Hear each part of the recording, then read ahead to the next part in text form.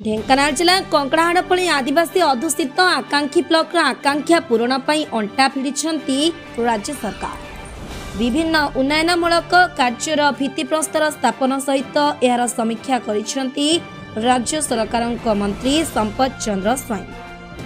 कंकड़ाहाड़ बाटगाँव आदि सेवा केन्द्र परिदर्शन उर्पेंगिरी एपीसी क्लस्टर कंकड़ाहाड़ पूर्त विभाग बंगला राजस्व निरीक्षक कार्यालय पर भित्तिप्रस्तर सहित प्राथमिक स्वास्थ्य केन्द्र शुभ उद्घाटन करा जायछि।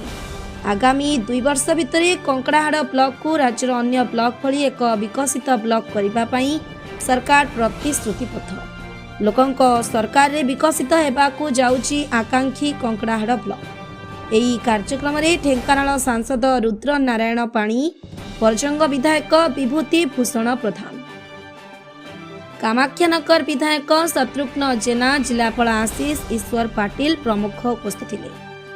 एही अवसर में कंकड़ाहाड़ ब्लॉक परिसर भितर आयोजित कार्यक्रम में महिला मानंकु स्वावलंबी पाई दधीश्वरी स्वयं सहायक गोष्ठी को 6 लाख टंकार आर्थिक सहायता प्रदान करा जायतिला।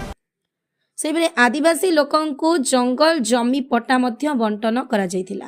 देखंतु आज ढेंकानाल जिला गस्त अवसर रे कंकड़ाहाट ब्लॉक रे आकांक्षी ब्लॉक रो विभिन्न स्थान आमे गस्त करिक देखिलु। अंगनवाड़ी केन्द्र कतुरु आरंभ करी एपीसी क्लस्टर ये सब को आमे अनुध्यान कलु एवं ता सहित आज विभिन्न उन्नयनमूलक कामर भित्तिप्रस्तर स्थापन करागला, शुभ उद्घाटन करागला। गोटे पीएचसी हॉस्पिटल बिल्डिंग रो एक शुभ उद्घाटन करागला, ब्लॉक रो एडमिनिस्ट्रेटिव बिल्डिंग रो शुभ उद्घाटन करागला, आरआई बिल्डिंग पाई की भित्तिप्रस्तर स्थापन करागला एवं ता सहित एक पीडब्ल्यूडी आईबी पाई मध्य भित्तिप्रस्तर स्थापन करागला।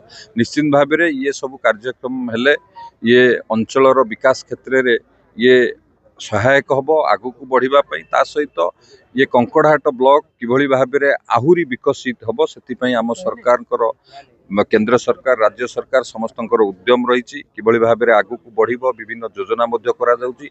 सेही कंकड़ाहाट ब्लॉक रो विभिन्न स्कीम रो मध्य एबे सब रिव्यू करा जिवो एवं निश्चित भाव में आमे सरकार को तरफ सब बेले प्रचेष्टा रही ढेंकानाल जिला आगु को बढ़िबा पई एक विकसित जिला सहित ये विधानसभा विकसित हेले जाई समृद्ध और विकसित ओडिशा गठन हो पारिबो। ता पई सरकार जो योजना करचंती तार सफल रूपायन हवा सहित कि जहाँ जहाँ आवश्यक अच्छी आम समस्त प्रकार सहयोग जोगाई देवाई सरकार से प्रस्तुत अच्छा।